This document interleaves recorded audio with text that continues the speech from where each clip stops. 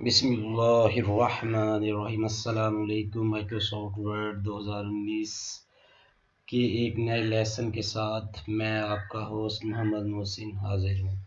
तो आज के लेसन में हम जानेंगे नंबर 1 पे how can create MS word shortcut on desktop.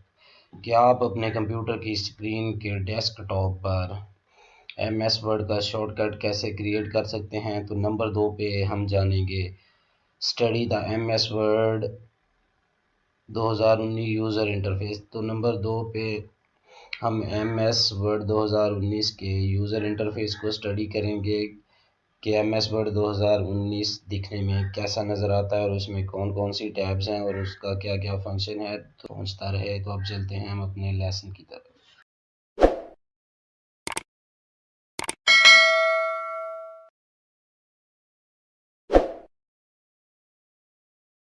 M S word 2019 का डेस्कटॉप पे शॉर्टकट क्रिएट करने के बाद हमने एम एस वर्ड 2019 का डॉक्यूमेंट ओपन कर लिया है। तो सबसे पहले हम बात करेंगे सबसे ऊपर नज़र आने वाले टाइटल बार को। इसको हम कहते हैं टाइटल बार। ये माइक्रोसॉफ्ट वर्ड विंडो के सबसे ऊपर नज़र आता है आपको और ये आपके प्रोग्राम और डॉक्यूमेंट के नाम को ज़ाहिर करता है जिस नाम से आपने अपने प्रोग्राम को सेव किया होता है। यहाँ पर मैंने 1 2 3 टाइप करके अपने प्रोग्राम को सेव किया है। तो आपको टाइटल बार में 1 2 3 नज़र आ रहा होगा। और अगर इसी टाइटल बार के बिल्कुल दाईं तरफ आ जाएं तो आपको ये छोटे छोटे 3 4 बटन नज़र आ रहे हैं। बिल्कुल दाईं जानिब आपको क्रॉस का निशान नज़र आ रहा होगा। इससे आप वर्ड की वर्किंग विंडो को बंद कर सकते हैं, यानी कि क्लोज कर सकते हैं अपने प्रोग्राम को। इसके साथ ही आपको ये छोटा सा बॉक्स भी नज़र आ रहा होगा जिसको हम रिस्टोर विंडो बॉक्स कहते हैं।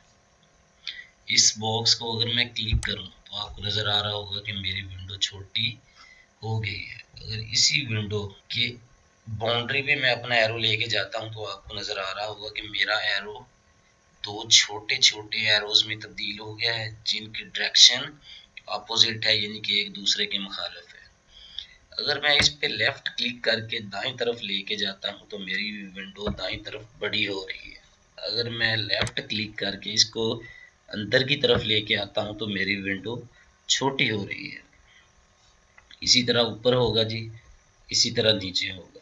अगर इस बॉक्स पे मैं दोबारा क्लिक करूँ तो मेरी विंडो रिस्टोर हो जाती है, यानी कि जितना आपका डेस्कटॉप होता है उस पर वापस आ जाती है।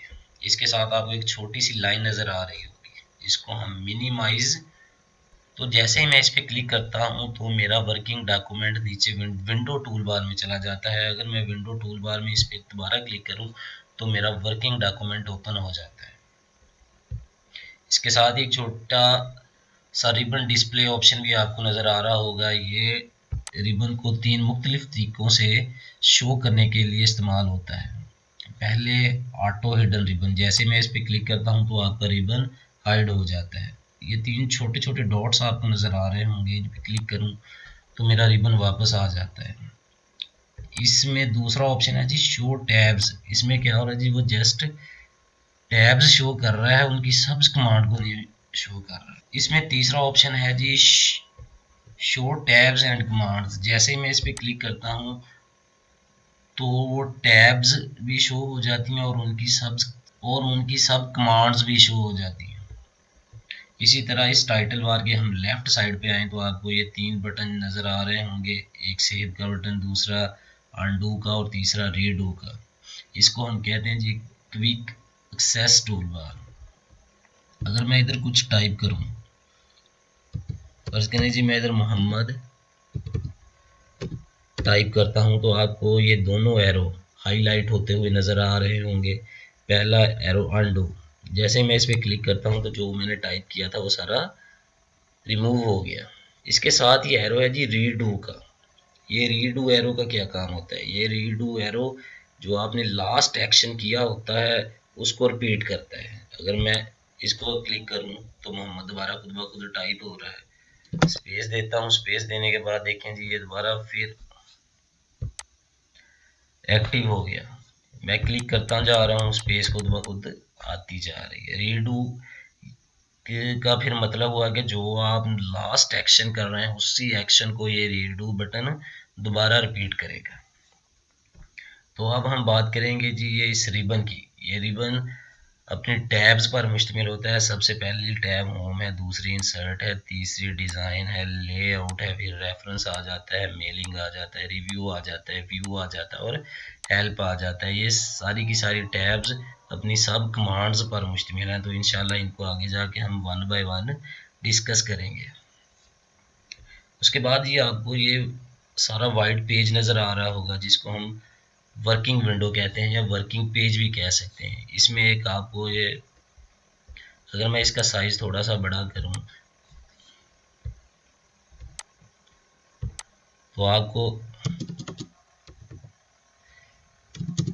ये ब्लिंक करती है एक लाइन नज़र आ रही होगी जिसको हम कर्सर कहते हैं।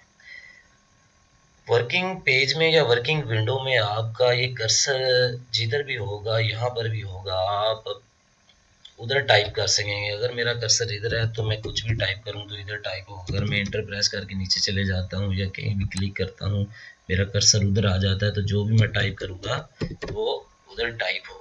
इसी तरह अगर हम नीचे आ जाएं तो आपको ये पट्टी नज़र आ रही होगी जिसको हम कहते हैं स्टेटस बार। ये प्रोग्राम विंडो या वर्किंग विंडो के नीचे नज़र आता है और डॉक्यूमेंट की इंफॉर्मेशन को ज़ाहिर करता है। और ये आपके वर्किंग डॉक्यूमेंट के मतलब इंफॉर्मेशन रखता है, जिसमें नंबर 1 पे आ जाती है जी पेजेस की तादाद। ये आपको बताता है कि आपके डॉक्यूमेंट के कितने पेज हैं। और साथ बता रहा है जी वर्ड्स, जितने वर्ड्स आपने टाइप किए होते हैं ये वो भी बता रहा है। और उसके साथ ही ये बता रहा है जी इंग्लिश लिखा टाइप। और उसके साथ ही ये बताता है कि आप कौन सी लैंग्वेज यानी कि कौन सी ज़ुबान में काम कर रहे हैं। हम इधर जी यूनाइटेड स्टेट यानी कि यूएसए की इंग्लिश में काम कर रहे हैं, तो ये इसने टाइप किया हुआ जी आप यूनाइटेड स्टेट की इंग्लिश में काम कर रहे हैं। इसी के अगर दाएं तरफ आ जाऊं तो आपको सबसे पहले जूम बटन नज़र आएगा, प्लस का निशान जी जिनसे हम जूम इन कर सकते हैं, अपने डॉक्यूमेंट को जूम कर सकते हैं। इधर माइनस का निशान जिससे जी हम अपने डॉक्यूमेंट को जूम आउट कर सकते हैं यानी कि उसका जूम ख़त्म कर सकते हैं। अगर मैं प्लस पे क्लिक करता जा रहा हूँ तो अगर मैं प्लस पे क्लिक करता जाऊँ तो मेरी वर्किंग विंडो या डॉक्यूमेंट विंडो जूम होती जाएगी। अगर मैं माइनस पे क्लिक करता जाऊँ तो मेरी वर्किंग विंडो या डॉक्यूमेंट विंडो छोटी होती जाएगी। इसके साथ ही आपको ये 3 मोड नज़र आ रहे हैं। पहला मोड है जी वेब लेआउट। इस पे जैसे ही मैं क्लिक करता हूँ तो मेरी वर्किंग विंडो वेब यानी कि वेब पेज के मुताबिक अपने आप को सेट कर लेती है। दरमियान में है जी प्रिंट लेआउट।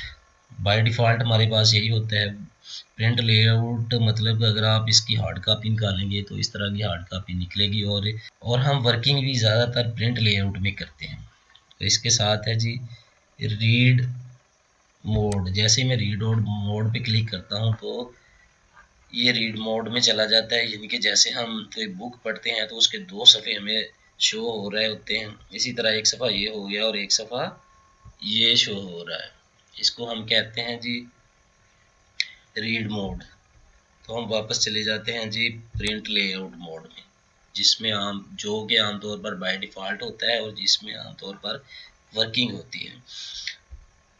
अगर मैं अपने डॉक्यूमेंट को जी जूम करूं तो आपको नज़र आ रहा होगा कि 2 स्क्रॉल बार क्रिएट हो गए हैं। एक ये